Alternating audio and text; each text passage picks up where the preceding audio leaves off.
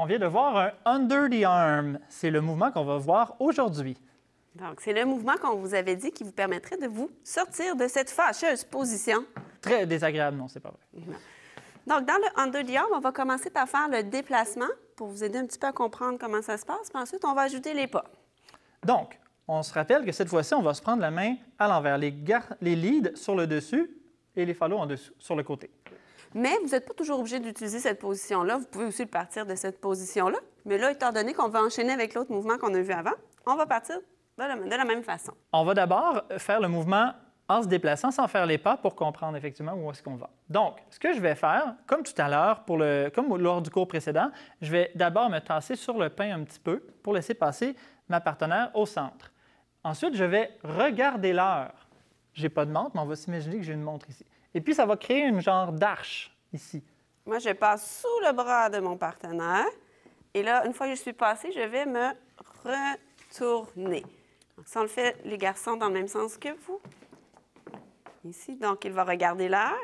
Ici. Oh, ça, c'est ma porte. C'est moi qui va. Et je me retourne comme ceci. Comme vous allez pouvoir remarquer, en fait, on change de place. Mais on le fait de manière très élégante. Pour les doigts, les mains, c'est important de ne pas agripper les doigts de votre partenaire. Parce que si vous passez en dessous et qu'il tient vos doigts, ça devient une prise de lutte. Et on ne veut pas ça. Donc, on va simplement garder le contact entre nos deux mains. On veut tout simplement rester en contact. Donc, je vais utiliser mon doigt et je vais rouler pour aller connecter mes doigts face à ses doigts. Pour ensuite revenir avec notre position de base. Donc, moi, je fais un petit crochet pour lui permettre de rouler ses doigts à l'intérieur. Voilà. Avec les pas. Donc, on se rappelle, on ne part pas trop loin pour avoir de la place pour faire notre rock step. Ici. Et puis, les garçons, on va commencer avec notre rock step tout à l'heure, un petit peu vers la gauche. Donc, rock step. Sur mon triple step, je vais monter ma main et aller chercher la connexion.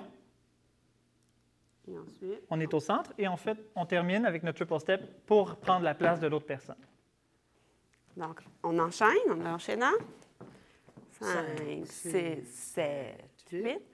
Rock step, triple step, triple step. Donc, vous avez senti qu'à la fin de mon premier triple, je m'en sers pour pivoter face à mon partenaire. Et le deuxième triple step va me servir à m'ajuster face à mon partenaire. Donc, si on est allé trop loin, on pourrait s'en servir pour revenir un petit peu plus proche. Ou l'inverse, si on est trop proche, on peut l'utiliser pour se reculer. Donc, si on vous montre, donc le premier, rock step, triple step. Oh, je suis trop loin. Donc, je vais me triple step. Je vais m'en servir pour me replacer plus proche de mon partenaire. Voilà. On va vous le montrer dans un autre angle. Pardon, ici. Rock step, triple step, triple step. On va laisser sur la musique? Oui, sur la musique. On repart de la position fermée. 5, 6, 7, 8. Pas de base. Stand up. Guy spin. Underarm. On peut aussi en ajouter d'autres. Ou ajouter un autre guy spin. Et un autre guy spin.